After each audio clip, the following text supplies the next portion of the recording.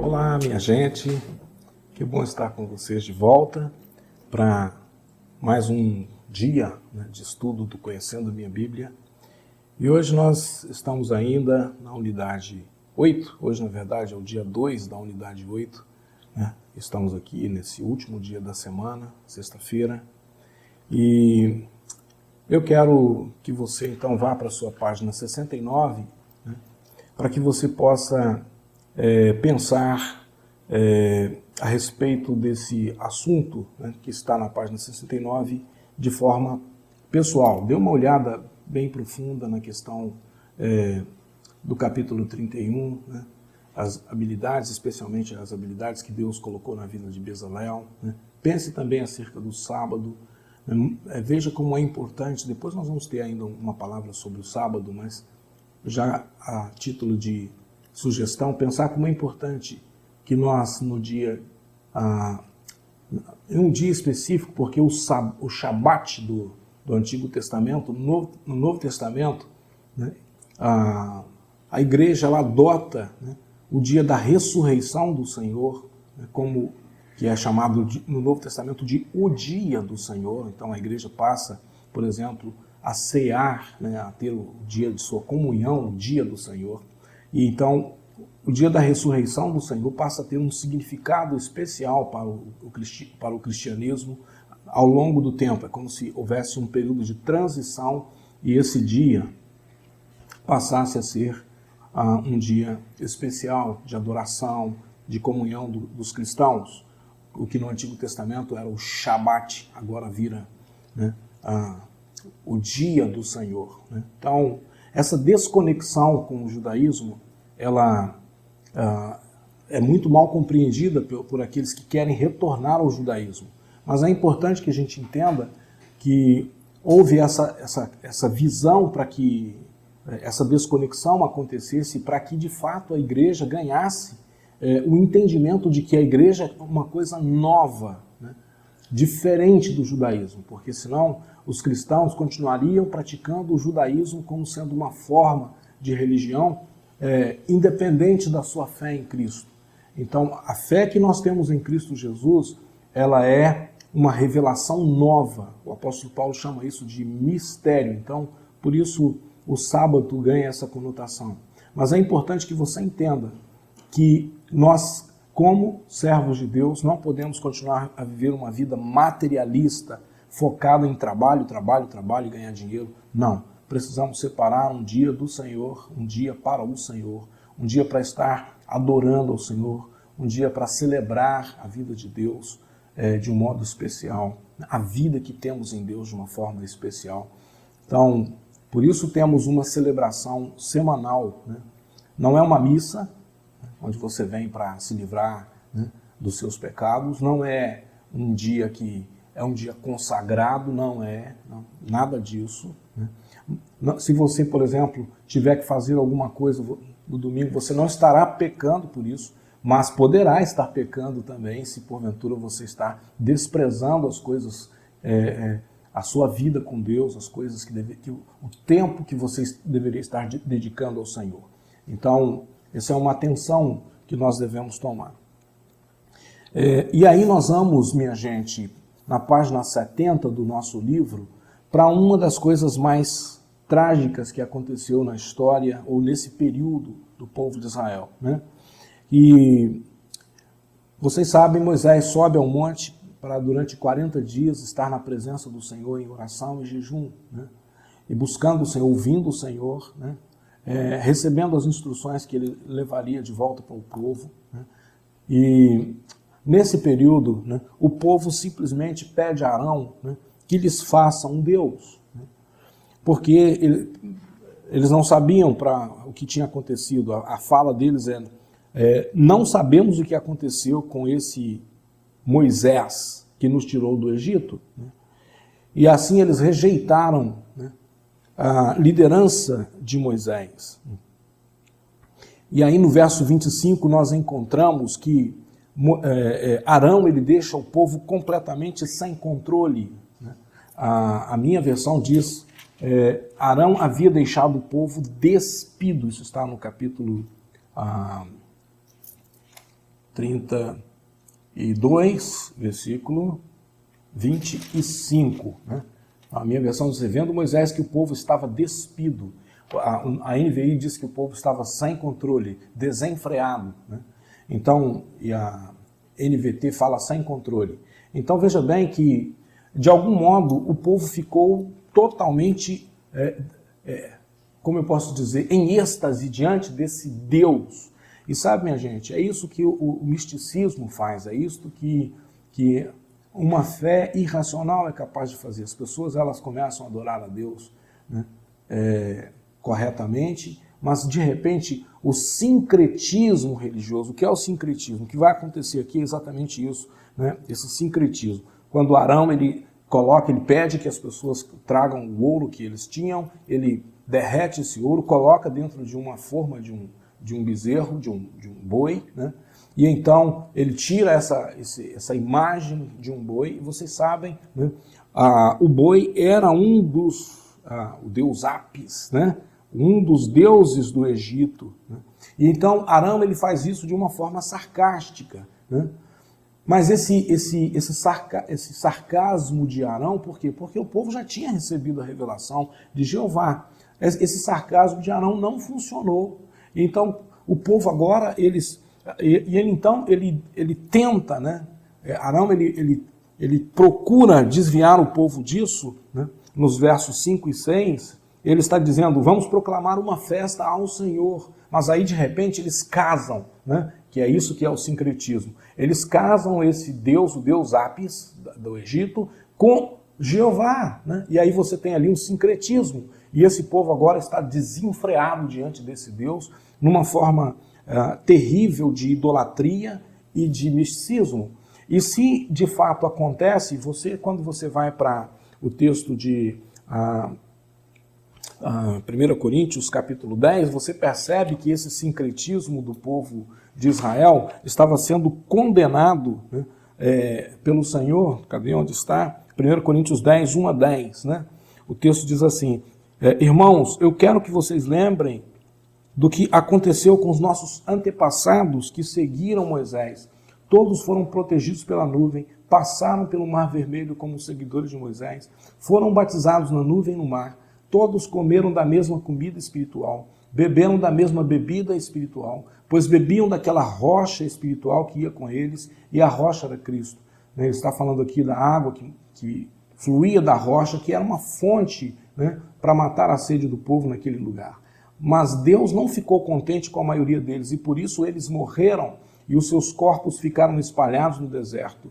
Tudo isso aconteceu a fim de nos servir de exemplo para nós não querermos coisas más como eles quiseram, nem adorarmos ídolos como alguns deles adoraram.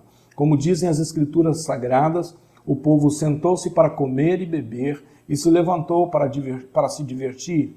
Não devemos cometer, e aqui é uma palavra de Paulo, né, cometer imoralidade sexual como algum deles fizeram. Né? Ou seja, e aí isso casa bem com o texto de 32, 25, que eles estavam despidos. Ou seja, era um hábito das culturas antigas terem cultos, né, onde a imoralidade sexual era exacerbada. Eu não sei se vocês já prestaram atenção nas festas católicas, elas sempre terminam, por exemplo, né, você tem uma festividade religiosa aqui, e terminam numa quermesse, ali uma festa, ali vai ter dança, ali vai ter, né, ou seja, como que a coisa continua a mesma hoje, minha gente, né? E nós, como povo de Deus, não podemos cair nessa, né?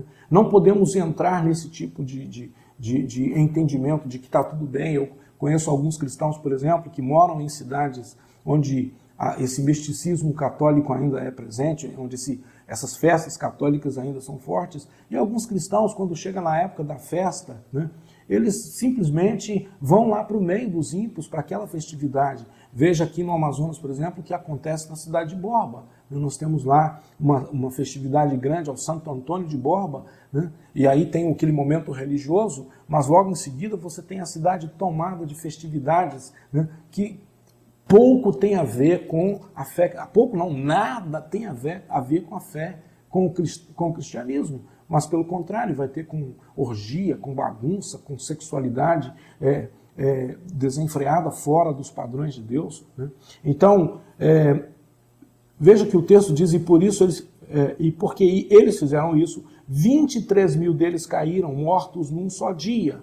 Não devemos pôr à prova a paciência de Cristo, como alguns deles fizeram, e por isso foram mortos pelas cobras. Vocês não devem se queixar como fizeram algum deles, e por isso foram destruídos pelo anjo da morte, né? Então, Paulo está nos relembrando isso aqui, né?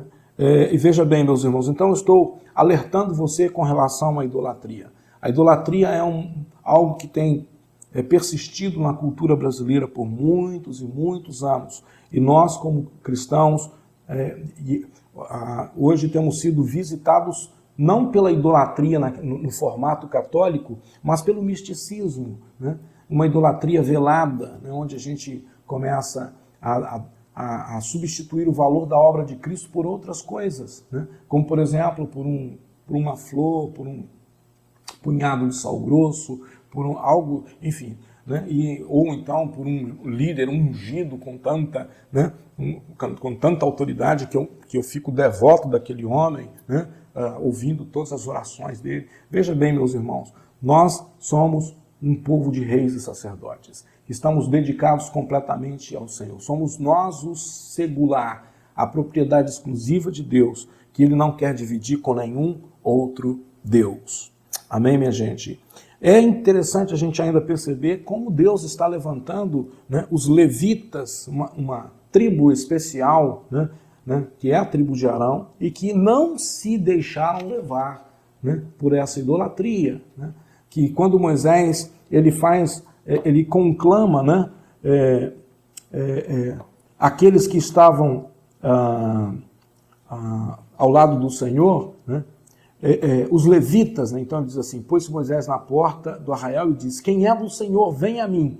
Então se ajuntaram a ele todos os filhos de Levi. Essa tribo vai ser escolhida, separada de um modo especial das demais tribos nesse dia, né? Que nós sejamos da tribo de Levi. Veja bem, minha gente, deixa eu falar uma coisa para vocês. Toda vez que nós usamos o termo levita, alguns hoje acham que levita é aqueles que cantam, que tocam. Eu sou levita na minha igreja. Minha gente, esquece isso, né? Você não é da tribo de Levi nesse sentido, quando você está no ministério de louvor, de adoração, ou dança, ou seja lá qualquer outro ministério. Você é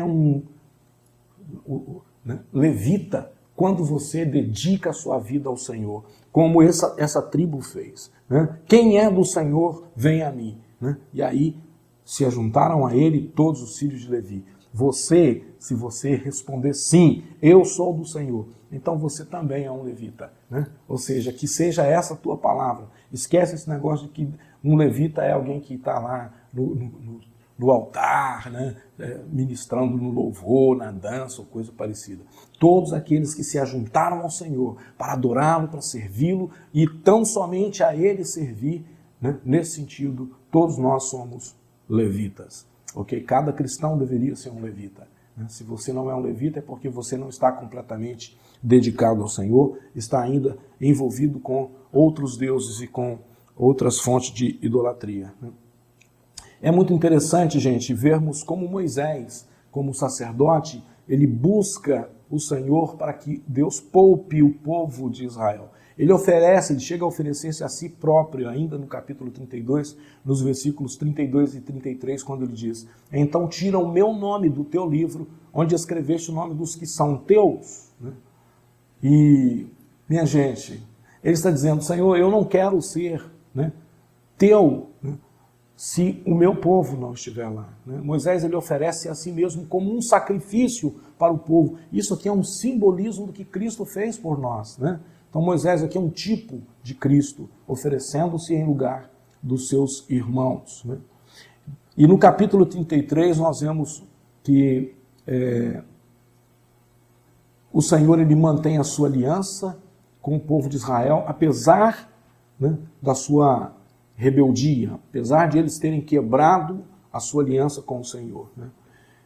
E no versículo 7 do capítulo 33, Moisés está armando a tenda sagrada, a tenda da presença de Deus, que é onde ele se encontrava com Deus, né?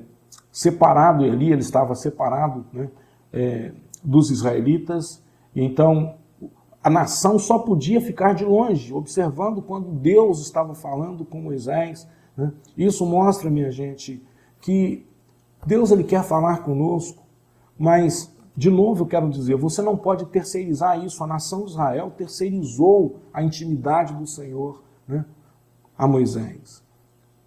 Deus queria ter um relacionamento com cada israelita, mas eles terceirizaram esse relacionamento. Eles disseram, não, fale Deus contigo, né?